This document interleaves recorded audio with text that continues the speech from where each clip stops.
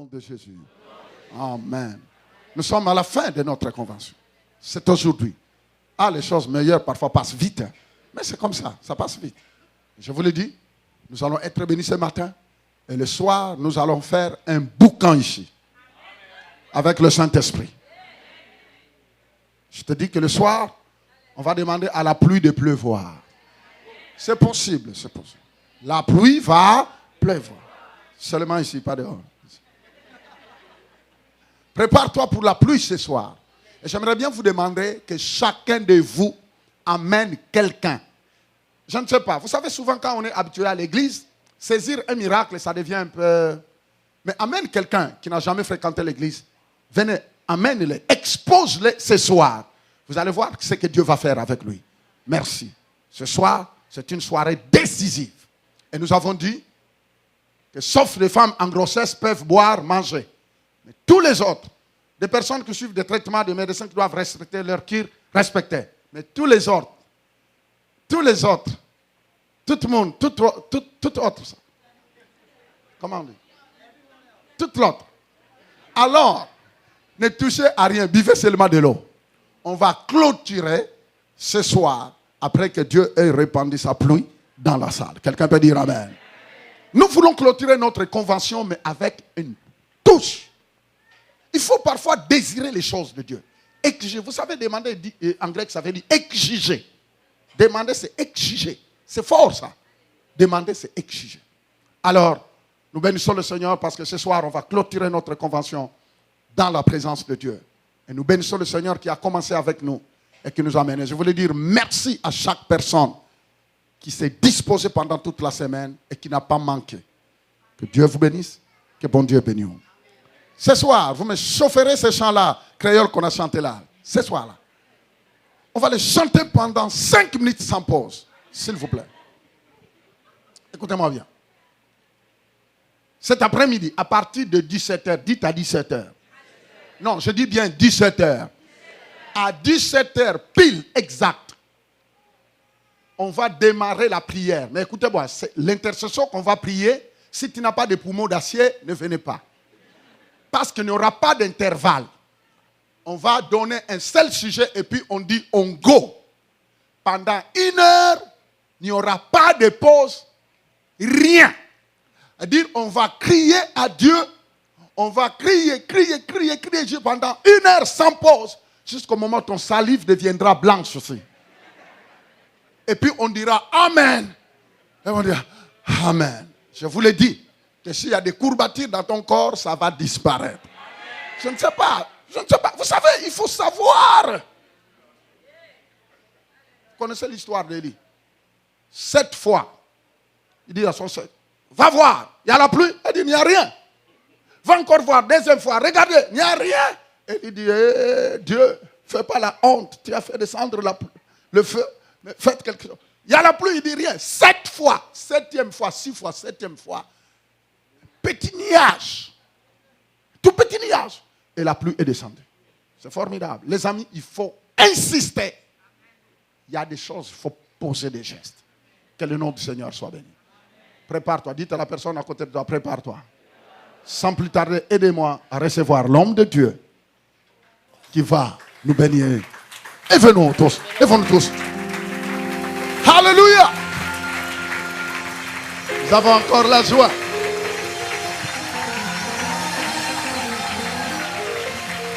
Vous savez, c'est une grande joie d'avoir notre Ancien Testament.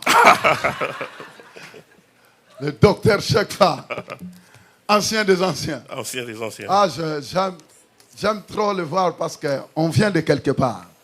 Le pasteur Chekfa, on vient de quelque part. Mais ce que j'aime en lui, c'est la soumission.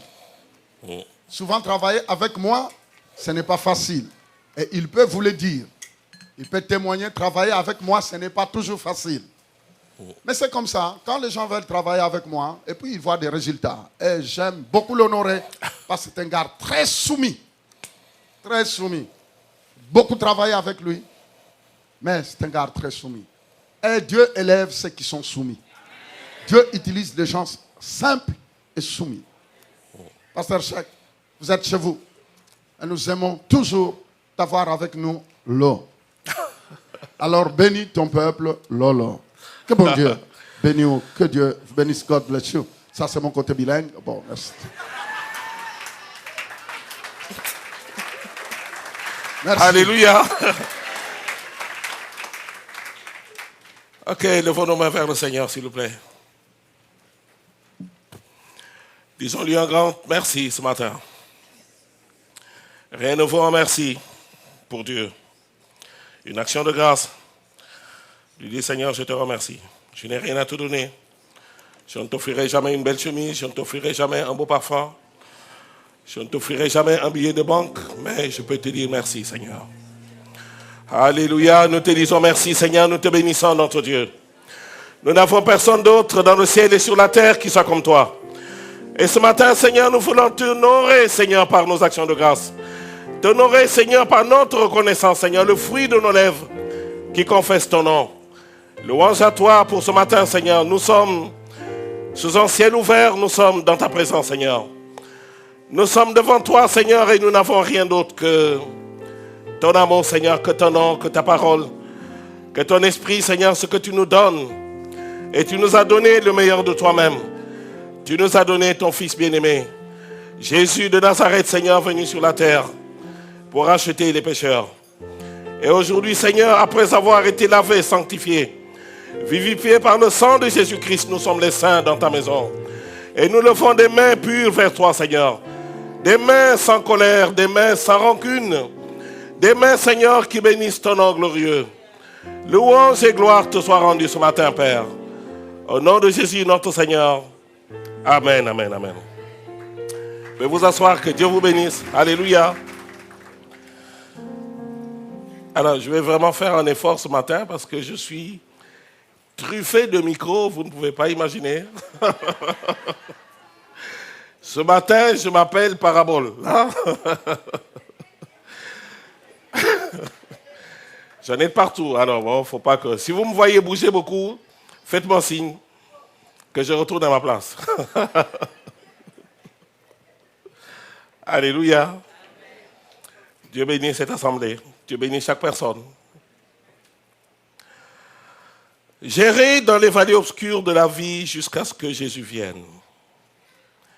Et quand Jésus venait, nous étions pleins d'espoir. Émerveillés, ceux qui l'approchaient étaient pleins de joie. On entendait la louange monter de la terre jusqu'au ciel. Un jour de lumière et de beauté. Quand Jésus vient, la gloire l'accompagne. Grande et éternelle, quand Jésus vient. On se dit l'un à l'autre, notre cœur ne brûlait-il pas au-dedans de nous lorsqu'il nous parlait en chemin et nous expliquait les Écritures? Oh, que leur cœur était brûlant quand il venait.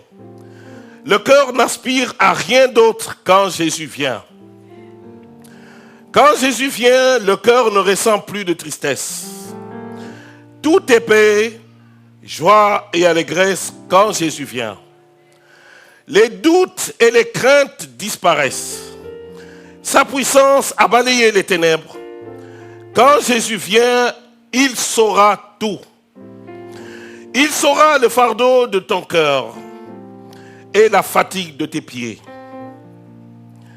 Il saura le chagrin qui t'opprime et le remède qu'il faut pour te rendre heureux, heureuse. Oh, viens Seigneur Jésus. Viens dans ta gloire, viens comme Seigneur et Roi des rois. Viens, je veux voir et entendre.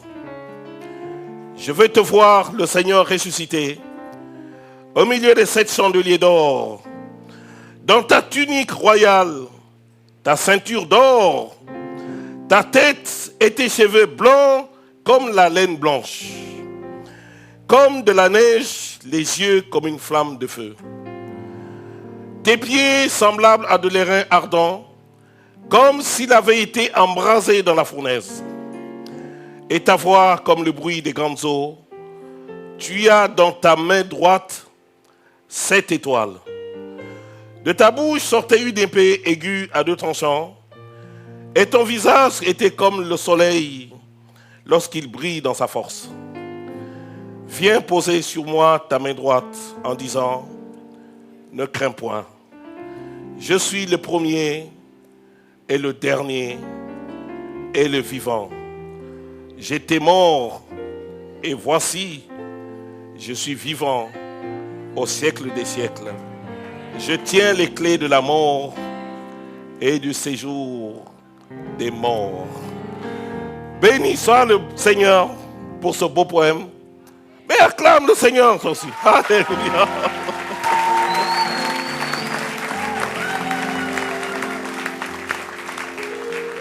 Amen, amen, amen. Toujours heureux d'être là, de voir les visages radieux, les visages rayonnants. Dieu ne nous donne que les gens, vous savez. Le trésor que Dieu nous donne, ce sont les gens. Amen. Bon, quelqu'un peut dire oui, mais moi je préfère un bateau de croisière ou un Boeing 747. Jésus nous donne les gens. Ça a plus de valeur que toute chose. Quand tu as les gens, tu es heureux. Quand tu as les gens, tu as tout. Ce sont les gens qui viennent avec les biens, vous comprenez? Ce sont les gens qui bâtissent, ce sont les gens qui font. Et quand tu as les gens, tu as tout. Et Dieu valorise les gens. Dieu donne de la valeur aux gens. Voilà pourquoi la Bible dit qu'il a tant aimé le monde. Tant aimé. Bon, le monde pouvait enlever, pouvait changer, vous savez. Il a tant aimé les gens. C'est ça le monde, c'est les gens, vous comprenez. Le monde, on peut croire que le monde, c'est beaucoup de choses. Hein, maman? Les gens qui habitent dans le monde, il a tant aimé les gens qui habitent dans le monde qu'il a donné son Fils unique. Afin que si les gens croient en lui, les gens ne périssent pas. Les gens aient la vie éternelle. C'est les gens. Les Américains disaient à l'époque, God is in business people. C'est ça, papa José? People business ou business people? Je ne sais plus. Ça va, il y a longtemps que j'ai quitté l'école alors. Is in the business people. Voilà. Je vais rentrer chez moi moins bête que j'étais venu. Amen. J'apprécie beaucoup le ministère ici.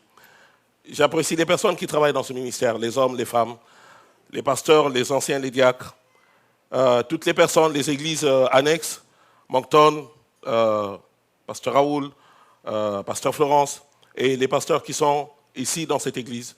J'ai posé la question ce matin au pasteur Fofi, j'ai dit, écoute, il faudrait que tu me présentes les pasteurs qui travaillent avec toi ici dans cette église, pour que nous puissions prier. La prière est un investissement, vous comprenez. Que même si je ne peux pas te donner un billet de $10, je peux te donner une prière. Une prière, c'est plus qu'un billet d'argent. Les patriarches le savaient. Abraham, Isaac, Jacob, Joseph. Ce qu'ils laissaient à leurs enfants, c'était la prière. Ils disaient à Dieu. Salomon a prié, vous connaissez 1 Roi chapitre 8. Salomon prie lorsqu'il bâtit le temple de l'Éternel. Et il laisse à Dieu une prière comme investissement pour son peuple. Ouais, il leur dit, demain, Seigneur, vous comprenez, il prie pour le futur. Il dit, demain, quand les enfants d'Israël, quand ils se détourneront de toi, Seigneur, quand il y aura telle situation, quand il y aura la calamité, quand ils seront dans des problèmes, s'ils se tournent vers toi, vers cette maison, il dit, Dieu exauce leur prière. Et sans cesse, il investit. Des siècles plus tard, Salomon n'est plus là. Mais le Dieu de Salomon vit pour l'éternité. Et ces prières qu'ils ont laissées, vous savez, Abraham, ces enfants d'Israël qui étaient des nomades, vous comprenez, vous savez très bien, qui se déplaçaient beaucoup. Du jour au lendemain, regardez Jacob, Ésaü, ils vont quitter la maison paternelle, ils vont partir, l'un va se retrouver chez Laban, l'autre va se retrouver plus loin. Mais les prières laissées par leur père les a poursuivis jusqu'à la fin de leur vie. Non seulement les a poursuivis, a poursuivi leurs enfants, les enfants de leurs enfants, jusqu'à des milliers de générations. Et aujourd'hui, je peux laisser une prière pour quelqu'un. Je ne serai pas là demain, mais cette prière subsiste. Laissez un investissement pour vos enfants, mes amis. Investissez pour vos familles. Un investissement de prière d'abord. Bon, c'est bien de laisser un héritage. La Bible dit bien qu'Abraham mourut, il laissa toute sa fortune à son fils Isaac. Mais l'héritage indestructible est celui de la prière. Alléluia. Amen. Et je sais qu'ici, les gens aiment la prière. Et je connais mes bien-aimés, hommes et femmes de prière. Tôt le matin, vous les entendez crier à Dieu, remplir la maison, le son de la prière. Et cette prière porte du fruit, porte des résultats. Amen. Et c'est toujours avec un grand respect. Et c'est bien, pasteur Fofi, ça fait plus de 20 ans. Je le connaissais, mes enfants n'étaient pas encore nés. Vous savez, mon aîné a 24 ans aujourd'hui, Ruben. J'ai toujours fait la différence. Nous sommes ensemble. On peut manger, avoir tant de communion. On peut s'amuser, on peut rigoler, vous savez. Passer du temps ensemble. Je ne veux pas que la familiarité soit... Vous savez, chez nous, souvent... Bon, je dis bien, vous savez bien que je suis un vrai Sénégalais. Un bon Africain. Alléluia. Ben, je suis même plus africain que certains d'entre vous. Parce que mon grand-père vient de la Gambie, ma grand-mère vient du Sénégal, je suis sénégalais d'origine, je suis né au Congo,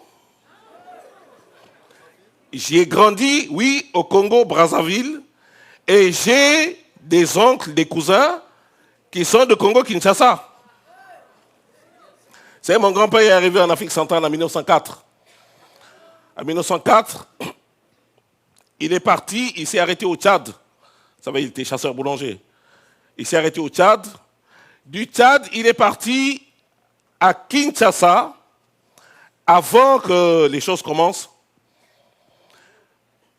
Léopoldville, à l'époque, Léo.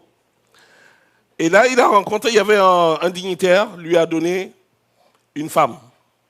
Il avait son épouse, bien sûr, ma grand-mère, Mariam. Et ce dignitaire lui a donné une femme.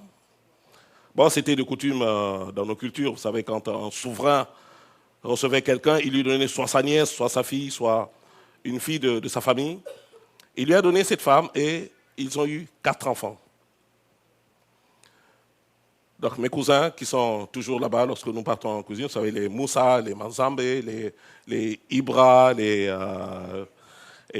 ce monde-là. Et après ça, il est descendu de l'autre côté, vous voyez, vers le nord, la frontière du nord du Congo-Brazzaville. Il y a des gens de Congo-Brazzaville ici. Ok, voilà. Donc, il est arrivé chez les Babembe, au nord. Et le souverain Babembe qui était là-bas, qui s'appelait Mboa Maboto, bon, je vous fais un cours d'histoire, va lui donner une femme aussi. Il va lui donner sa nièce. Et il aura 3 enfants avec elle. Donc, mes oncles, les petits frères, enfin, les grands frères à ma mère. Et c'est après qu'il descend vers le sud, du côté de Pointe-Noire à Loudima, où il a 4 enfants avec eux. Sa femme va enfanter à ce moment-là. Parce qu'avant, elle n'a pas enfanté. Elle va enfanter plus tard. Donc, la première est née en 1914, 1917, 1921. Et ma maman, en 1923. C'était mon beau cours d'histoire. Donc, vous voyez que je suis très africain, vous comprenez? Dans nos cultures, la familiarité entraîne le mépris. Les gens sont ensemble, puis après, le respect disparaît. Mais il sait qu'avec lui, je fais toujours la différence. Entre l'ami, celui avec qui je peux m'amuser, celui avec qui on peut rigoler, on peut même rouler par terre, vous savez. Mais je n'oublie jamais qui il est. Je fais cette différence-là. Et je lui porte un profond respect. Et je le lui dis qu'on peut s'amuser, mais je te considère toujours comme un père dans l'esprit. Amen.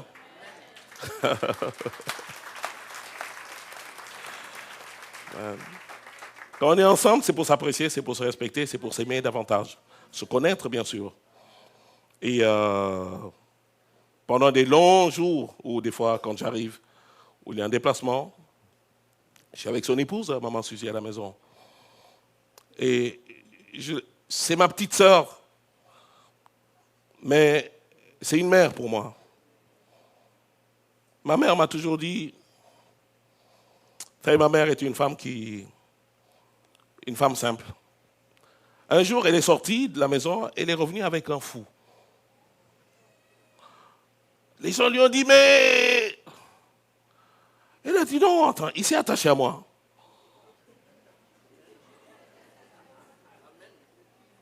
Elle l'a amené à la maison. Elle lui a donné une chambre. Elle lui a dit, tu vas habiter là. J'avais 6 ans.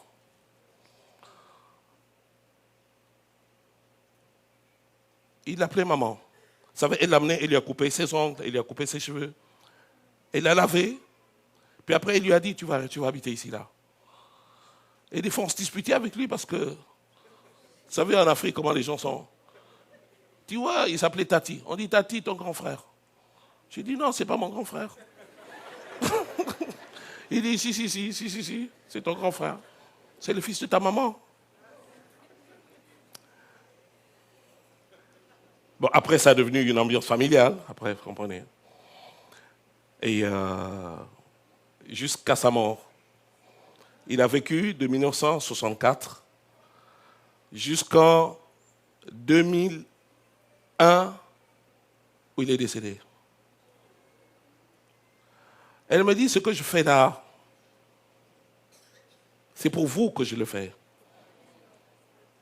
Je m'occupe des enfants des autres. Pour que là où vous allez, vous aussi, vous ayez des femmes qui s'occupent de vous. C'était son investissement, vous comprenez. Et je remercie le Seigneur. Partout où je suis allé. Je rencontre des gens qui ne sont pas forcément, vous êtes là. Vous savez, des gens comme elle, des gens comme Maman Flo, comme vous, qui êtes là, qui me disent, viens à la maison. Je viens, vous me donnez à manger, je viens, des gens me donnent leur bien, des gens m'achètent des habits, des gens m'achètent. Pourquoi? Les gens ne sont pas obligés de le faire, vous comprenez. Mais ils le font parce qu'ils voient en vous un enfant. Amen. Même si je ne suis plus du tout enfant, bon. Mais je suis votre enfant, je suis votre frère. Alléluia. Et maman Suzy, tu te rappelles? Tu m'as nourri en Belgique chez toi, à Bruxelles. Ah, j'ai jamais oublié. Que Dieu te bénisse. Je t'avais dit, je te l'avais dit, ta bouche va prêcher l'évangile. Tu te rappelles le jour où on est parti à la librairie? Il y a des années de cela, c'était en quelle année? Beaucoup d'années de cela. Tu m'as dit, je veux que ce soit toi qui m'offres ma Bible. Une Bible toute neuve, bon, tu en avais bien sûr. J'ai dit, je te l'achète. Mais tu me fais la promesse d'obéir au Seigneur. Ça, il ne faut jamais pousser les gens dans le dos. Quand ils sont petits, d'accord, les bébés, on les pousse dans le dos. Mais quand les gens sont grands, laissez Dieu les pousser lui-même. Elle a fait son chemin. En 2009, j'étais ici, là. J'ai prié pour toi en 2009. La dernière réunion.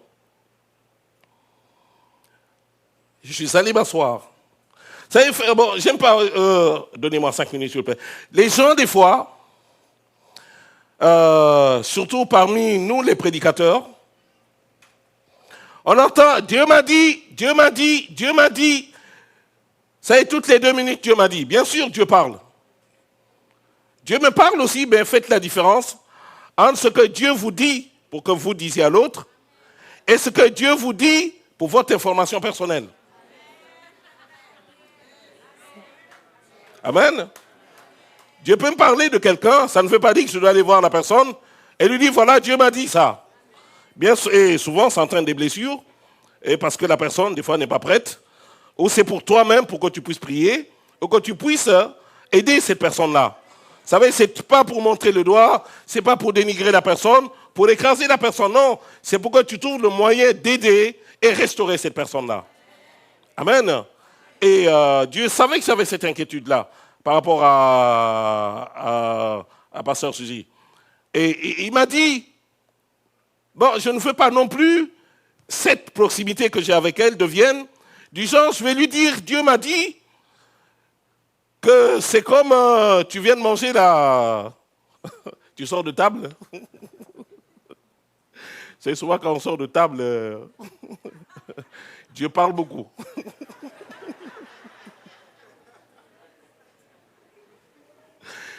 Bien souvent, c'est plus l'estomac et les intestins qui parlent. Bon, je ne veux pas ça non plus. Bon, je sais qu'elle sait faire la différence, qu'elle ne méprisera jamais ce que je lui dis, même si je ne lui dis pas que c'est Dieu qui parle, si je lui parle moi-même, elle sait que je prends cela au sérieux. Et le Seigneur m'a dit, laisse-la. Elle surmontera la barrière de sa langue qu'elle trouve lourde. Après cela, elle parlera en mon nom.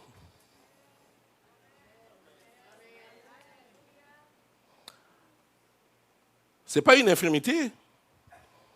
Jérémie a dit au Seigneur, je suis un enfant, je ne sais pas parler. Moïse a dit au Seigneur, je n'ai pas la langue facile. D'autres ont dit au Seigneur, je ne peux pas. Mais Dieu a dit, va. Gédéon, Dieu l'a dit, vaillant guerrier. Mais il dit, non, mais attends, tu te moques de moi?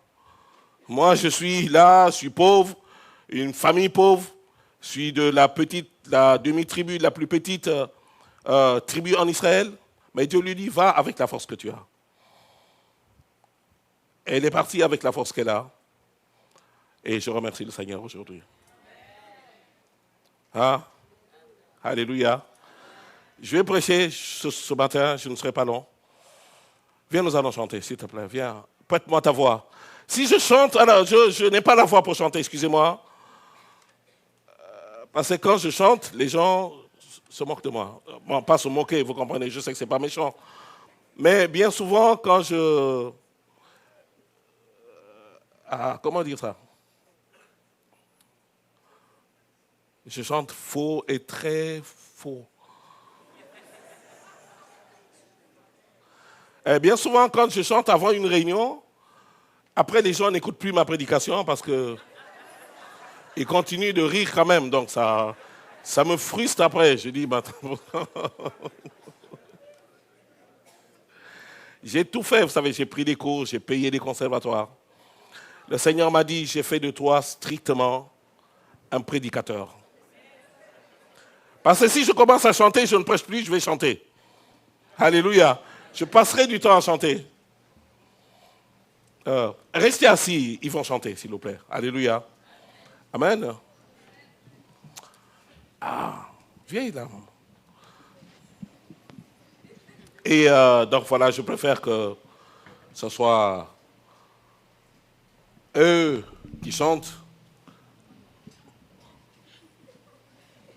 Prends le micro, prête-moi ta voix. On a les mêmes voix.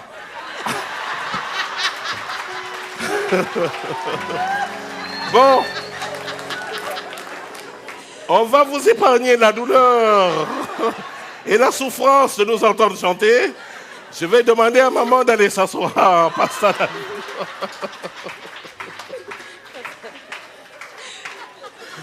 Bon, il y a quelqu'un qui t'a trahi, je crois que on va aller régler ça à la maison.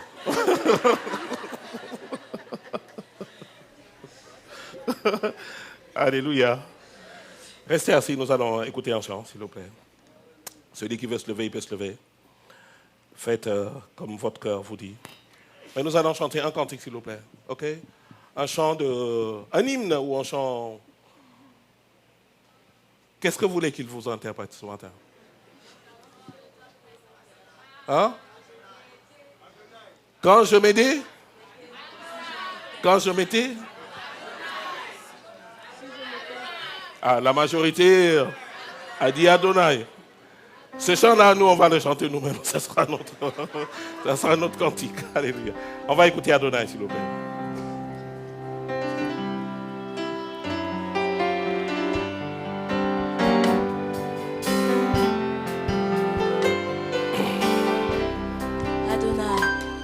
Adonai, le Dieu créateur, l'univers est dans ta main, Seigneur. Éternel est ton nom. Éternel est ton nom, Adonai. Adonai, le Dieu créateur.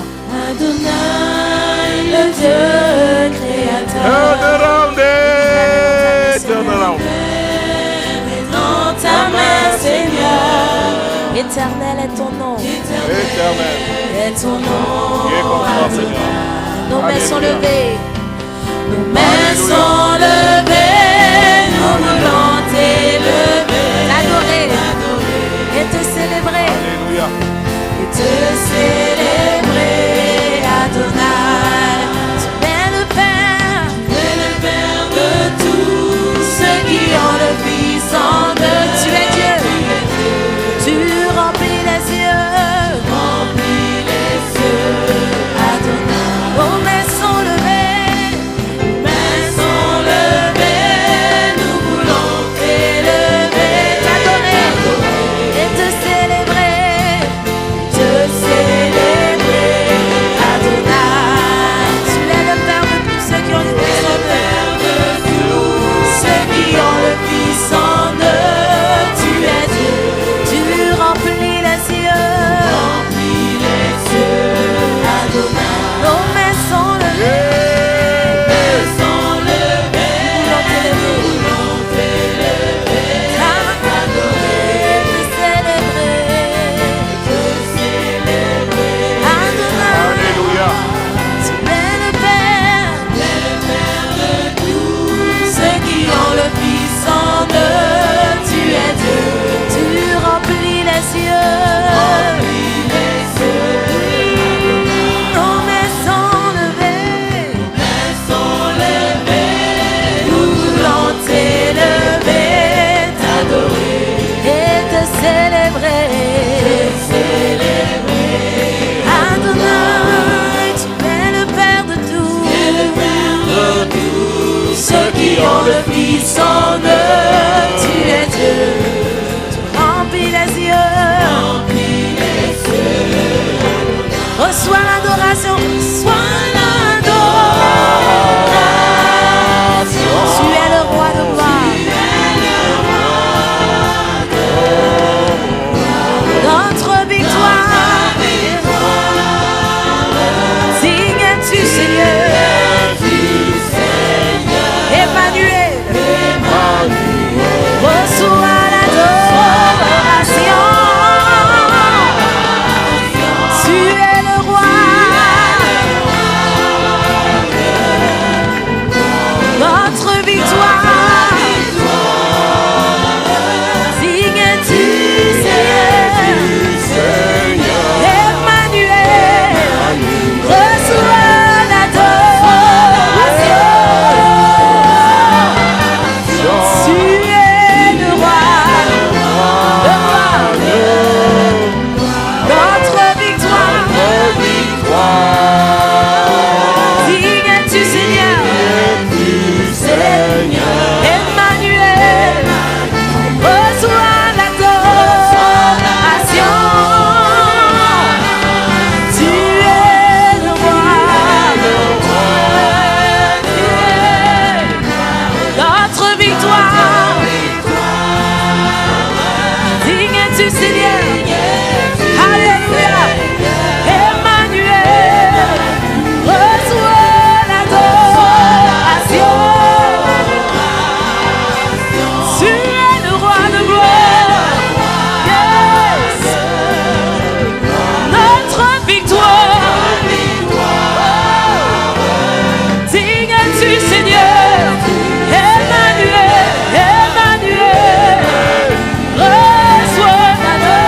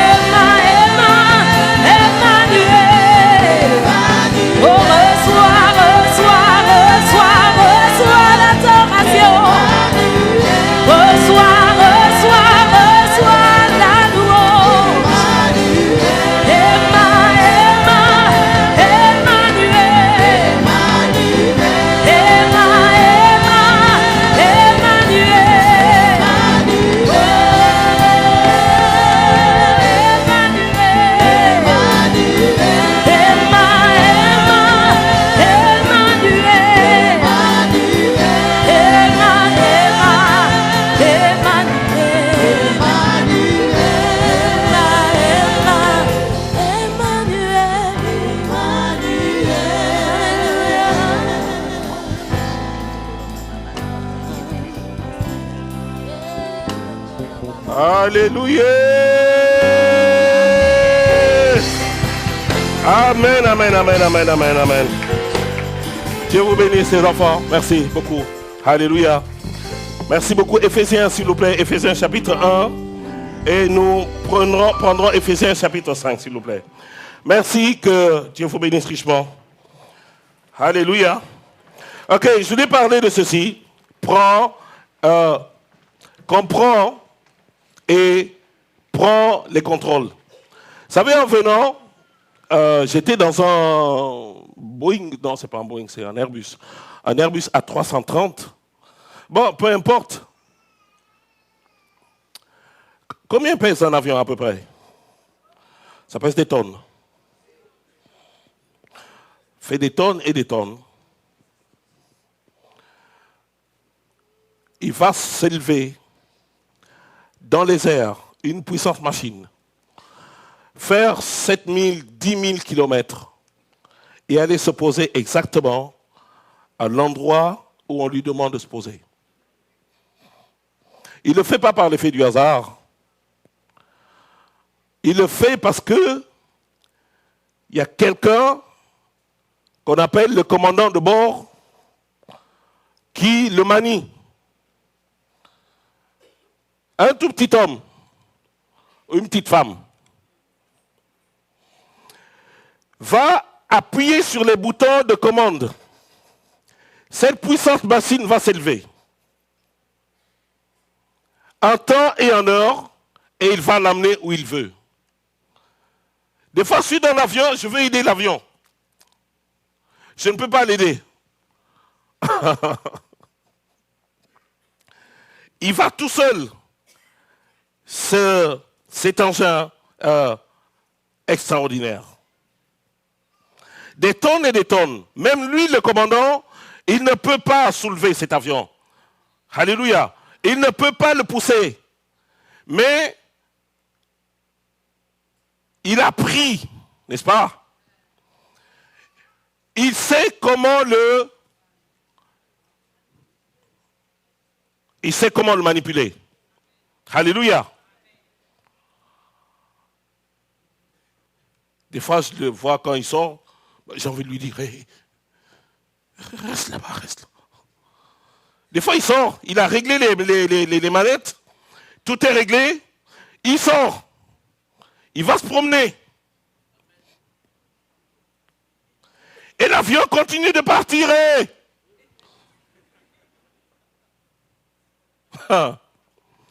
Il ne court pas, il n'a pas peur. Parce qu'il connaît, il sait. Les turbulences peuvent être là.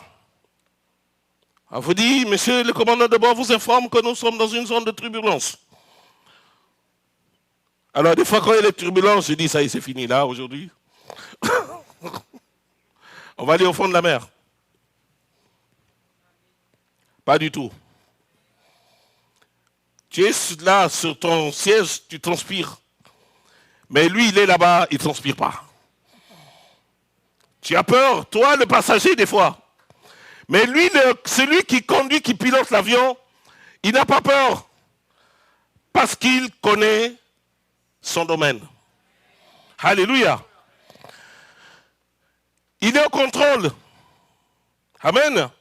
Éphésiens chapitre 1er, s'il vous plaît. Éphésiens 1 à partir du verset 17. Alors, donc, le sujet de ma prédication, c'est comprends et prends contrôle. Alléluia. Éphésiens 1, 17.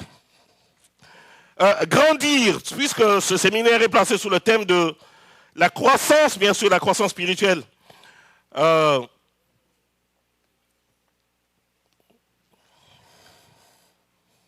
ne mettra pas un enfant aux commandes dans tel avion, vous comprenez? Cet homme, il est assez grand, il est assez mature, il est assez responsable pour qu'on lui confie cet engin-là. Parce que cet avion, il appartient à quelqu'un aussi, n'est-ce pas? Il appartient à une entreprise, peu importe, un État. Et qu'on lui confie cet appareil qui coûte des millions et des millions d'argent, où sont engagés tant de vies, c'est qu'on sait qu'il est assez qualifié pour le faire. Alléluia. Dieu attend que tu sois qualifié pour certaines choses. Il veut te qualifier. Il sait que tu peux être qualifié. Mais il y a un travail à faire. Voilà pourquoi Paul dit, bon, la croissance, vous savez, il y a une stricte similarité entre la croissance naturelle, physique, et la croissance spirituelle. Ce n'est pas mon sujet. Le pasteur Fofi en a parlé pendant plusieurs semaines. Et je ne pourrais rien ajouter à ce qui a été enseigné, puisque moi-même aussi, je suis enseigné par lui. Mais je voudrais souligner un aspect de la croissance qui amène au même résultat, puisque ici, Paul dit ceci à partir du verset 17. Il dit, je prie afin que le Dieu de mon Seigneur Jésus-Christ fasse quoi? Qu'il vous donne un esprit de sagesse et de révélation dans sa connaissance. Qu'il illumine les yeux de votre cœur, afin que vous fassiez quoi? Que vous sachiez. Afin que vous sachiez quelle est l'espérance qui s'attache à son appel. Ça, c'est la première chose. La deuxième chose, il dit, afin que vous connaissiez aussi la richesse surabondante de son héritage envers nous qui croyons envers les saints. Et la troisième chose, il dit, afin aussi vous puissiez connaître quoi? L'infinie grandeur de sa puissance qui se manifeste avec efficacité par la vertu de sa force. Et il dit, il l'a déployé. Qu'est-ce qu'il a déployé? Il a déployé sa force. Alléluia.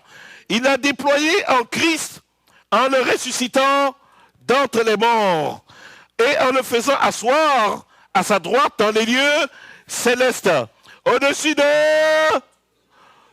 toutes choses, au-dessus de toute domination, au-dessus de toute autorité, au-dessus de toute puissance, au-dessus de toute dignité, au-dessus de tout nom qui peut se nommer dans le siècle présent, comme dans le siècle à venir. De tout nom, vous savez, dans le siècle, veut dire littéralement dans ce monde-ci, alléluia, puisqu'il y a plusieurs mondes, n'est-ce pas? Non seulement dans ce monde-là, et aussi dans tous les mondes parallèles qui existent, tout nom qui peut se nommer. Non seulement dans ce monde-ci, le monde où nous vivons, n'est-ce pas? Mais aussi dans les autres mondes, que ce soit le monde des anges, dans le ciel, que ce soit le monde de Satan, en enfer, tout nom, tout ce qui peut se nommer, mes amis. Tout ce qui porte un nom, il ne dit pas les noms des gens, il ne dit pas forcément les noms des rois, il ne dit pas forcément les noms des autorités religieuses. Tout nom, mes amis. Tout ce qui peut se nommer. Le cancer a un nom. Le sida a un nom, HIV. La leucémie a un nom. Alléluia.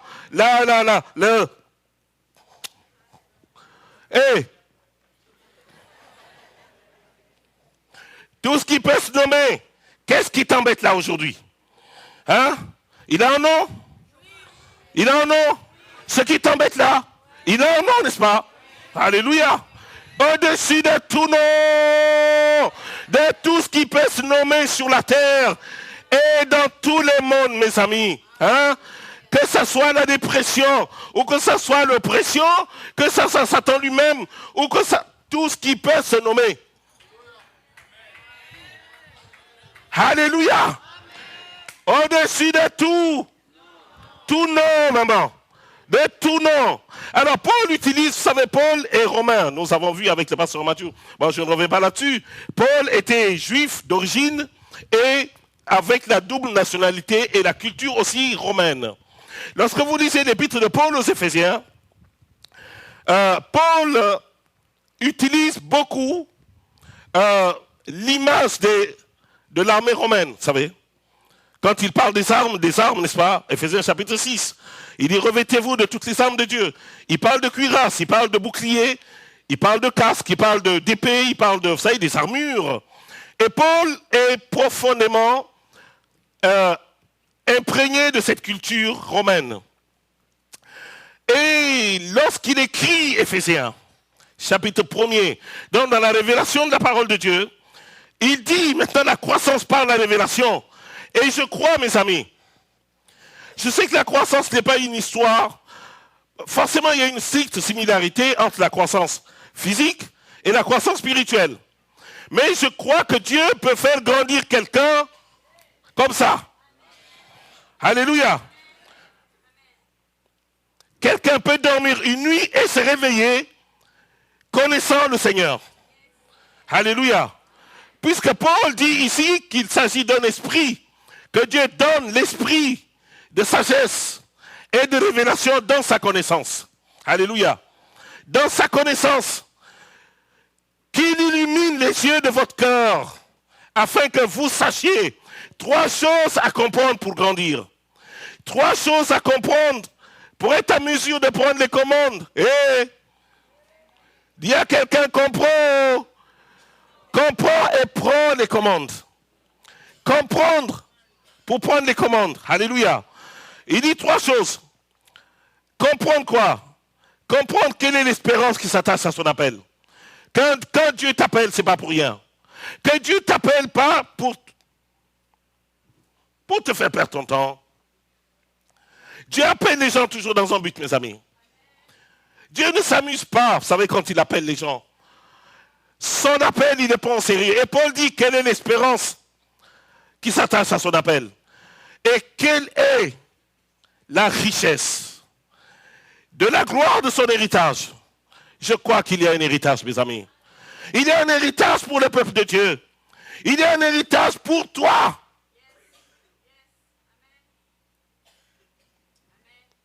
Il y a un héritage de vie. Il y a un héritage de santé. Il y a un héritage de bonheur. Il y a un héritage de joie. Il y a un héritage de paix. Il y a un héritage matériel et financier pour son peuple. Dieu ne te donne pas seulement le salut spirituel et te donner la pauvreté physique et matérielle.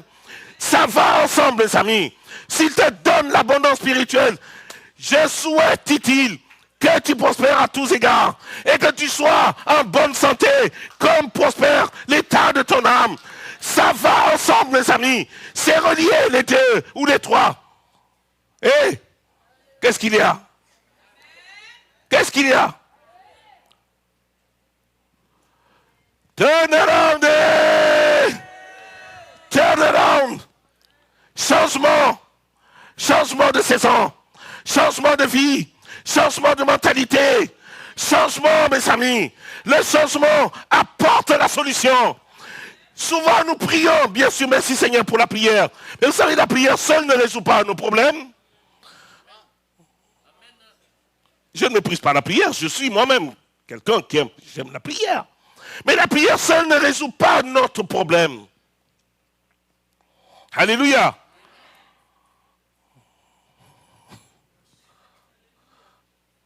Quelqu'un peut prier jusqu'à cracher le feu. S'il a une attitude mauvaise ou négative, il n'aura rien du tout.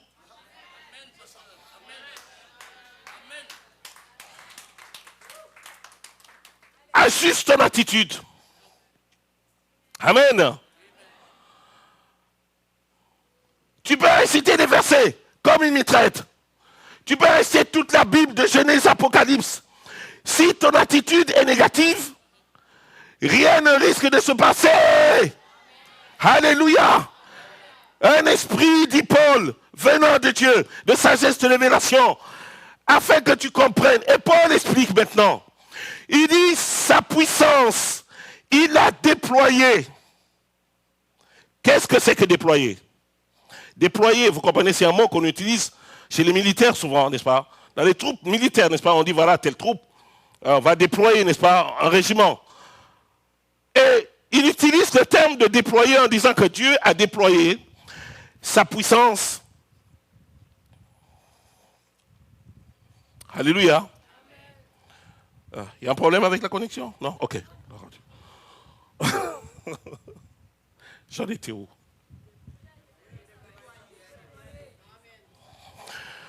Il a déployé sa puissance sur la terre. Alléluia. Il utilise une image qui est utilisée dans les armées romaines. Où l'armée romaine, c'est les légions de Rome, lorsqu'elles prenaient possession d'un territoire,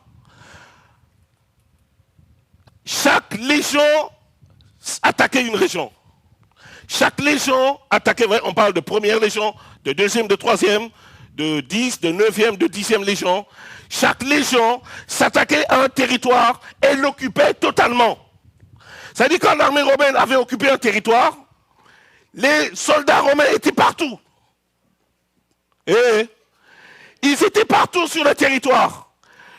Tout coin de rue où vous allez, ils sont là. Pourquoi ils faisaient ça? Quand ils ont pris le territoire, ils veulent le garder. Alléluia. Plus de place pour la rébellion.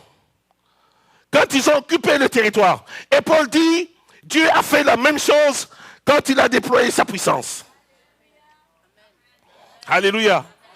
Il a occupé tous les domaines. Hein? Même le domaine qui te fait pleurer aujourd'hui. Hein? Même le domaine dans lequel tu luttes aujourd'hui, Dieu l'a déjà occupé il y a 2000 ans. Il attend que tu prennes toi le contrôle de ce domaine-là. Il l'a déjà fait, mon ami.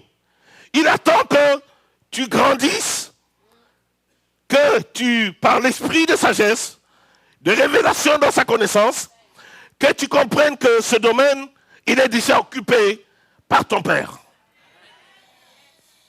Alléluia. Pourquoi? Parce que tu peux le faire. Tu peux le faire.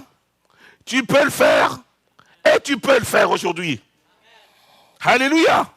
C'est une idée de Dieu. Occupé. Et la Bible dit, Éphésiens, lorsque vous lisez Éphésiens chapitre 5, la Bible dit, soyez les imitateurs de Dieu. Imitateurs de qui? Bon, est-ce que nous comprenons ce qui est écrit? Éphésiens 5:1. Soyons les imitateurs. Quand un père ou une mère dit à son enfant, sois mon imitateur ou mon imitatrice, ça veut dire quoi? Un peu, José. Fais comme moi. Sois comme moi. Oui. Alléluia. Imitateur de Dieu.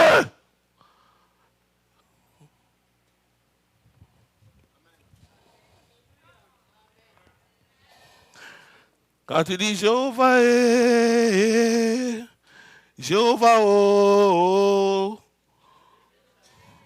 hein?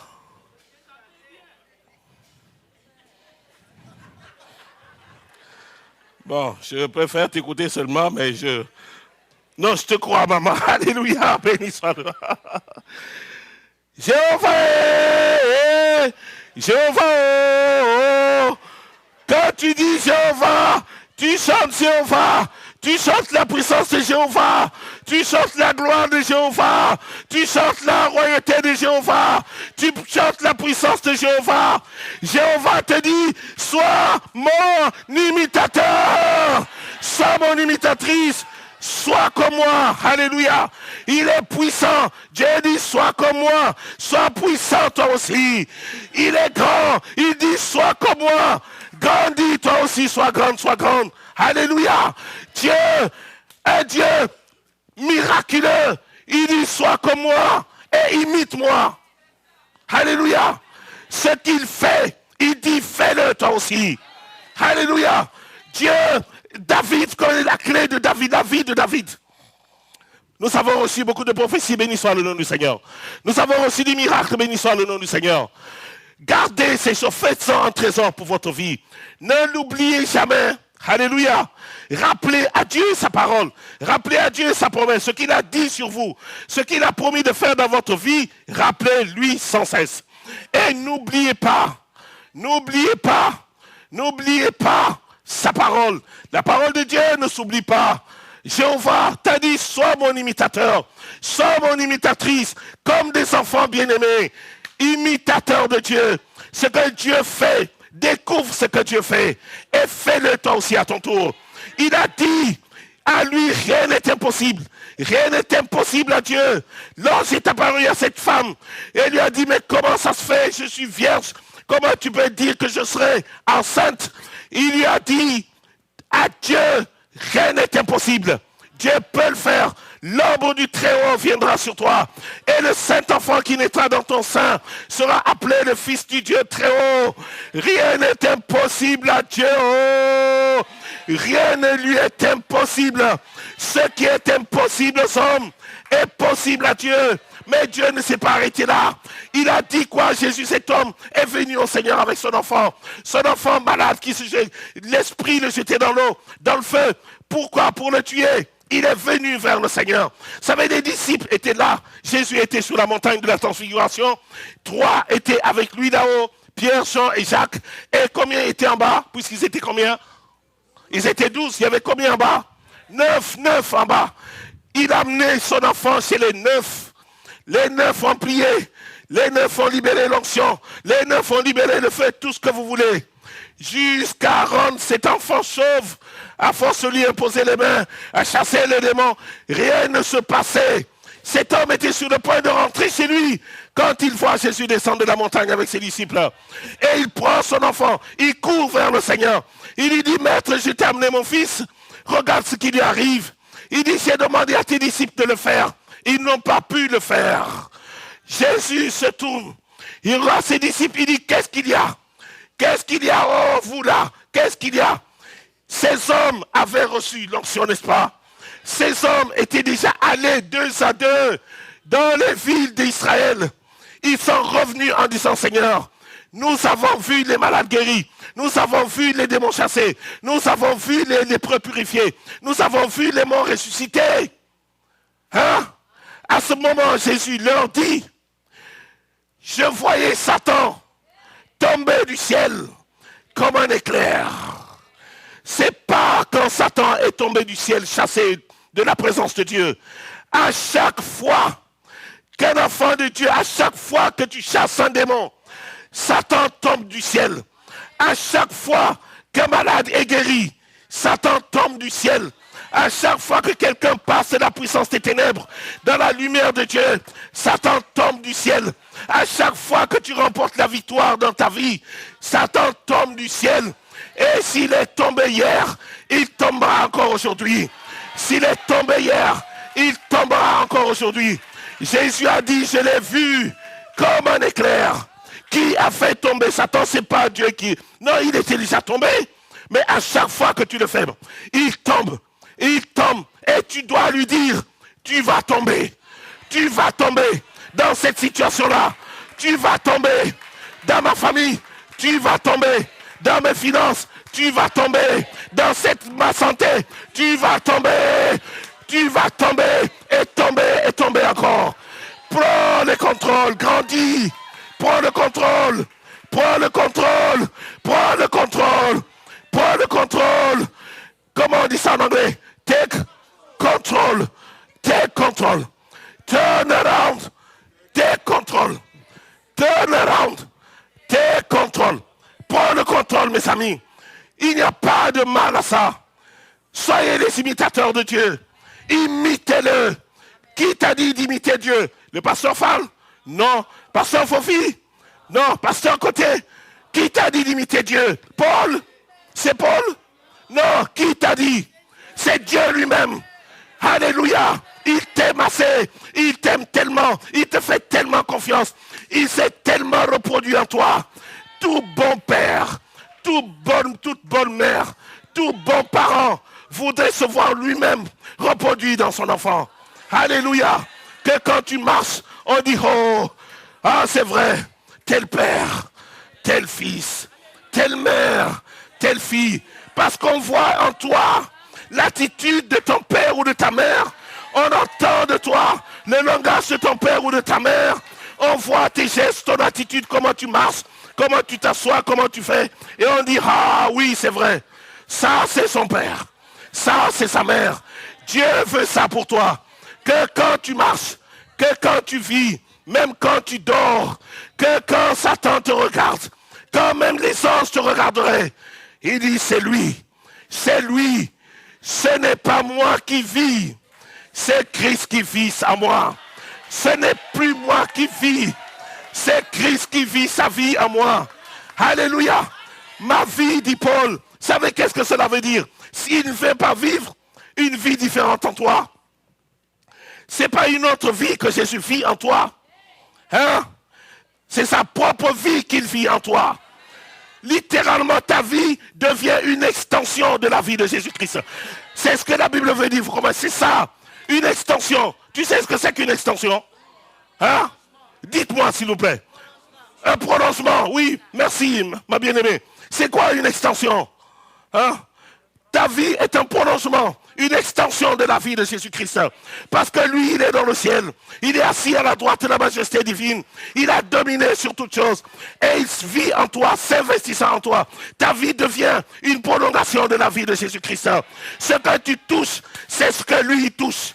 Ce que tu dis, c'est ce que lui dit. Parce qu'il n'a d'autres pieds que les tiens. Il n'a d'autres mains que les tiennes. Il n'a d'autres bouches que la tienne. Il est en toi. Il vit en toi. Il marche en toi. Et il s'attend à ce que tu deviennes un imitateur. Un imitateur. Pas imiter le diable. Pas imiter les démons. Pas imiter les mauvais noms. Imiter Dieu, mes amis. Imiter Dieu. Et quand tu imites Dieu, tu vois les choses avec les yeux de Dieu. Le regard de Dieu devient ton regard. Et tu n'as plus cette attitude négative. Tu n'as plus cette attitude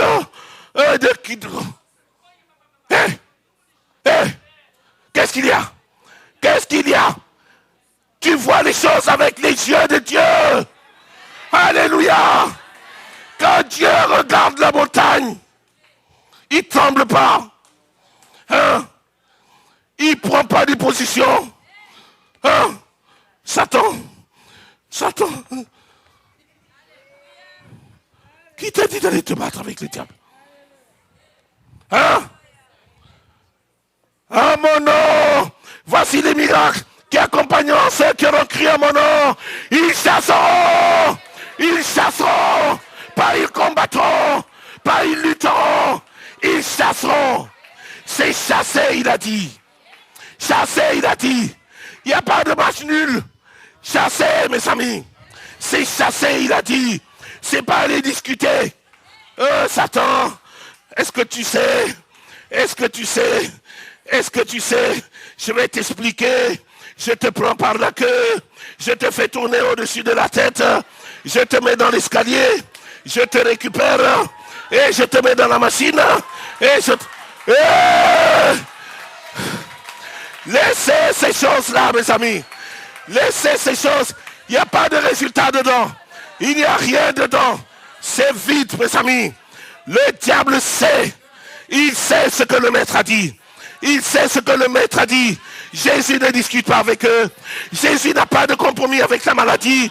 Il ne dit pas, Satan, viens, on va discuter. Savoir qui a raison, qui n'a pas raison. Non, mes amis.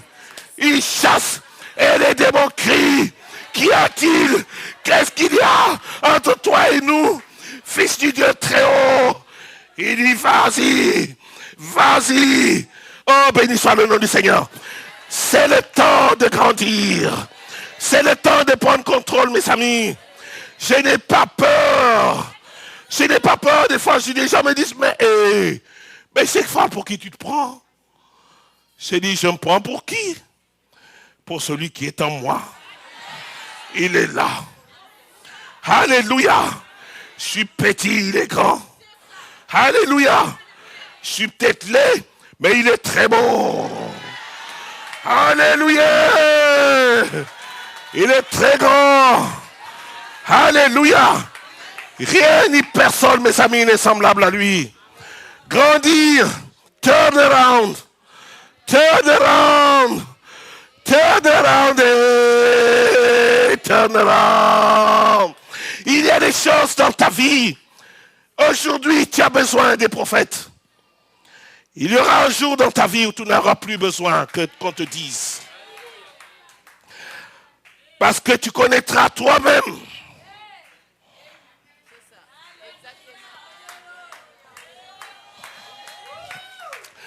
Tu connaîtras toi-même. Parce que tu auras assez grandi. Que tu deviendras le prophète ou la prophétesse de ta propre vie. Tu diras des choses dans ta vie. Elles s'accompliront. Parce que ta parole sera comme la parole de ton maître. Parce que ta bouche sera comme la bouche de ton maître. Et que tu n'auras plus de doute, tu n'auras plus de crainte. Tu diras les choses avec courage, avec audace, avec assurance, avec certitude, avec audace. Même si le diable dit tu es arrogant, dis-lui oui. Parce que ce que je dis, c'est ce que mon père dit. Parce que mon père m'a dit que je te dis et que je te dis de faire ce que je te demande de faire. Il va le faire. Il va s'exécuter. Il s'exécutera, mes amis. N'aie pas peur. Oh, qu'est-ce qu'il y a? Qu'est-ce qu'il y a? Qu'est-ce qu'il y a? Hein? Qu'est-ce qu'il y a? What happened? Qu'est-ce qu'il y a? Non, non, non, non, non, non, non, non, non, non, non, non, non, non. Il a tout occupé, mes amis. Il a déployé sa puissance. Il a pris toute la place. Ici, dans cet univers. Que ça soit dans ta vie, il n'y a pas un seul millimètre carré que Dieu a cédé à Satan dans ta vie. Il n'y en a pas. Il n'y a pas un domaine dans ta vie qu'il a laissé entre les mains de Satan et ses démons. Il n'y en a pas. Tu es son enfant. Qu'est-ce qu'il a dit? Vous êtes la plantation de l'Éternel. Vous êtes la plantation de l'Éternel. Toi, tu vas donner ta plantation à... Hein? Ta plantation. C'est ta plantation. C'est là qu'il sème. Hein? Il sème la graine de sa parole dans sa plantation. C'est son champ. Là, vous êtes le champ de Dieu, la plantation de l'Éternel. Il plante sa parole. Et la même Bible dit, le laboureur attend le précieux fruit de la terre, prenant patience à son égard, jusqu'à ce qu'elle ait reçu les pluies de la première et de l'arrière-saison. Il attend. Le laboureur attend le précieux fruit qu'il a planté dans ta vie. C'est toi la terre. Hein? C'est toi la terre. C'est moi la terre. Il a planté sa parole. Il a planté son amour. Il a planté son esprit. Il a planté son onction. Il attend que ce fruit-là pousse.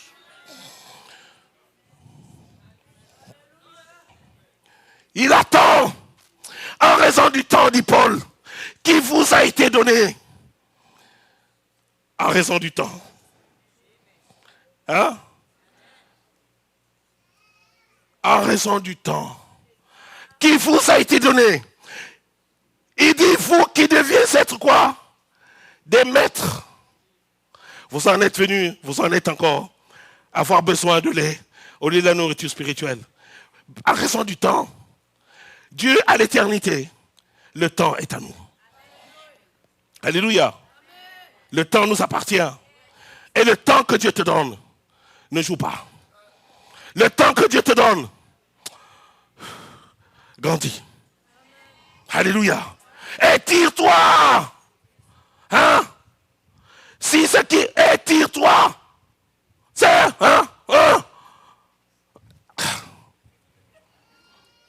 fais un effort. Fais ta violence. Souffre, mais grandis. Même le plus grand des prophètes peut descendre ici là. Vous savez, Samuel, celui qui a ouvert l'ère des prophètes en Israël. Parce que Jésus lui-même, il rencontre ses disciples sur la route d'Emmaüs.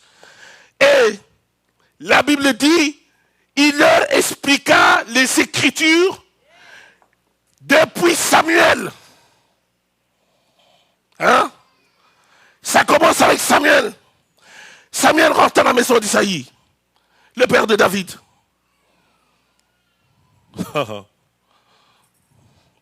Dieu l'envoie donner l'onction au futur roi d'Israël.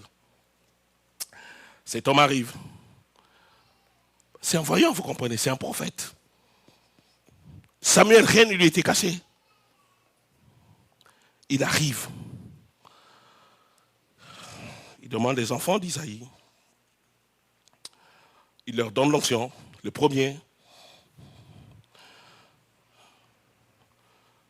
Il veut oindre, Dieu lui dit non.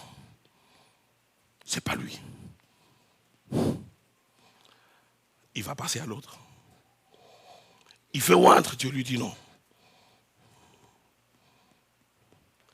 Il va prendre.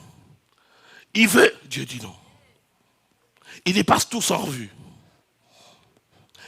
Vous imaginez que Samuel est perplexe? Hein? C'est un prophète, papa José. Rien ne lui est caché. Mais là,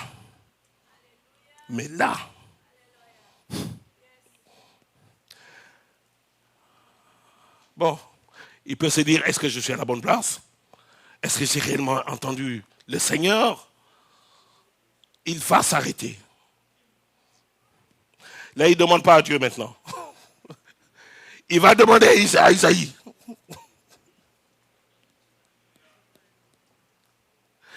Il n'y a pas les informations. Il va demander au père des enfants. Il lui dit, mais est-ce là tous les enfants mâles que tu as? Oui, mais ils sont là. Il va insister, tu es sûr? Il n'y a pas un autre enfant là? Oh oui!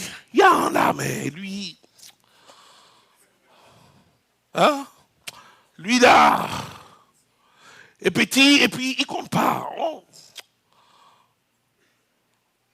Non, attends, on te dit, tes enfants, tes garçons, tu les appelles tous. Hein, les petits et les grands. Mais sauf que lui, on l'avait oublié. C'est pas qu'on l'a... Non, on l'a oublié. Et David sait ce qu'il dit quand il dit, mon père et ma mère m'abandonnent. Mais l'Éternel n'abandonne personne. Dieu n'abandonne personne. Et ce n'est qu'à la fin, quand il dit oui, j'ai un enfant qui est dans les champs, il dit allez le chercher, que le plan est révélé. Il y a des plans dans ta vie, hein? Des plans dans ta vie qui ne viendront ni par Paul, ni par Pierre, ni par Jean, ni par Jacques.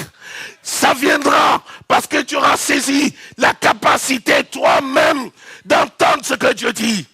Alléluia. David, vous savez la clé de David, nous avons parlé de David. Feston, la première pierre. La clé, David était un chef de guerre, vous savez, était un chef militaire, David. David, dans toutes ces batailles-là, il n'est fait aucune mention dans la Bible de David étant blessé pendant les batailles. La clé de David, saisis-la aujourd'hui, c'est que cet homme,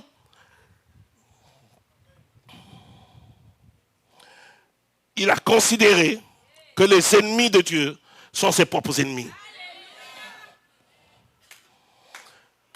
Il est rentré dans la vallée pour combattre Goliath. Quand on lui a dit, il a entendu cet homme insulter le peuple de Dieu, insulter l'armée de l'Éternel. Il a dit, qui est cet homme-là? Il savait que Goliath, lui, il n'a pas de problème avec Goliath. Mais Goliath a un problème avec l'Éternel. Si c'est l'ennemi de l'Éternel, je peux le tuer.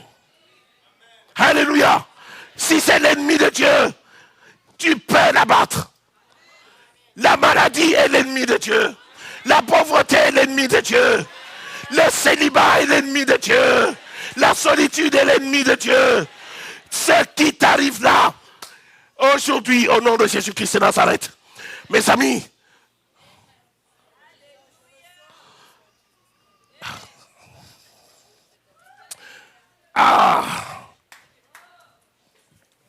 ça doit finir. Il y a un temps pour chaque chose. Il y a un temps pour chaque chose. Il y a un temps pour chaque chose. Alléluia. Les jours de mon enfance sont passés, mes amis. Les jours de ma servitude sont passés. J'ai grandi. Dieu te met dans des situations. Vous savez, quand je me suis retrouvé dans la situation avec cet enfant, je n'avais pas beaucoup d'années de maturité, vous savez. J'étais presque un bébé encore en Christ. Mais cette situation a fait que j'étais obligé de grandir. Parce que là, si tu ne grandis pas, tu as un problème. J'étais obligé de grandir. Je suis allé chez moi. J'ai mis mes genoux par terre. J'ai dit, Seigneur, j'ai des personnes pour m'aider. J'ai personne là. Tous ceux qui sont là, ce sont les gens que moi j'ai en charge. Je veux devenir un homme dans l'esprit, Seigneur, je veux grandir. Je veux relever ce défi, Seigneur. Je veux en faire le défi de ma vie. Parce que ce que Satan m'impose dans cette situation, je ne peux pas vivre avec ça. Alléluia. Défends-toi et bats-toi. Prends le contrôle de ta vie. Ça prendra du temps. Mais la transition sera forte. La transition sera puissante. Entre le temps où Dieu te dit et Dieu l'accomplit, fais son travail, grandis, aime tes frères, aime tes soeurs. L'amour fraternel. Vous savez, Joseph, tu connais l'histoire de Joseph? Hein, Joseph? Cet enfant n'avait rien d'autre que son rêve d'une vie supérieure, d'une vie de domination par rapport à ses frères et par rapport à sa famille. Qu'est-ce qui s'est passé? Dès que le rêve s'est manifesté, Satan a dit, celui-là, je vais le détruire. Ce n'est pas ses frères. Ils n'étaient que les instruments. C'est Satan qui est derrière. Parce qu'il sait qu'il y a une ligne qui est tracée pour le Rédempteur d'Israël. Je vais détruire cet enfant. Ils l'ont vendu, amené dans la maison de Potiphar. De la maison de Potiphar, accusé de viol, cet enfant. Accusé de viol, ils l'ont jeté en prison. Il y a de quoi devenir amer. Il y a de quoi avoir des blessures. Hein? Il y a de quoi baisser les mains, tout abandonner. Mais il n'a pas abandonné cet enfant. Il a dit l'Éternel, la bénédiction de l'Éternel est dans ma vie et dans ma famille. Je suis le fils de Jacob. Je n'abandonnerai pas. Il n'aura de rancune envers personne. J'ai dit, Seigneur, je suis ton imitateur. Je suis ton enfant bien-aimé. Je n'aurai, Seigneur, de rancune envers personne. Parce que je sais que je peux tout faire par celui qui me fortifie. Je peux tout faire par celui qui me fortifie. Je n'aurai de ressentirai de jalousie envers personne. Parce que celui qui est en moi est plus grand que celui qui est dans le monde. Je peux tout faire, mes amis. Je peux guérir de n'importe quelle maladie. Je peux sortir de n'importe quelle situation. Parce que je suis comme mon Père. Je suis comme lui, mes amis. Deviens comme lui. Alléluia. Deviens comme lui. Hein? Durcis ton front. Laisse les choses de l'enfance. Hein? Moi, ça ne va pas. Ça ne va pas. Ça ne va pas. Quand est-ce que ça va aller? Hein? J'ai un problème, oui. Mais pas tous les jours. Vous savez, cette maman de Satan venait dans sa maison, troubler sa chambre, déplacer ses meubles, déplacer même son lit. Tous les jours. Problème. Là, le lit se promène. Ça va là-bas. La nuit, toute la chambre était en désordre. Jusqu'au jour où elle en a eu marre. Elle a dit maintenant, aujourd'hui, c'est fini. Le diable est rentré à secouer sa chambre. Elle a dit, hey, au nom de Jésus-Christ de Nazareth, maintenant tu arrêtes ton cinéma. Le lit a stoppé net. Elle a attendu un moment.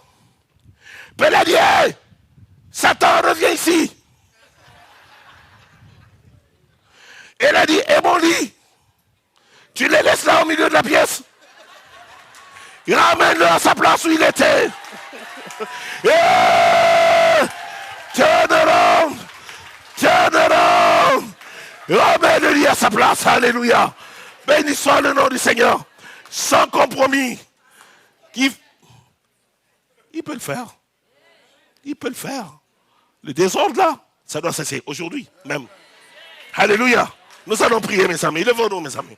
Alléluia. Turn around. Turn around. Turn around. Alléluia.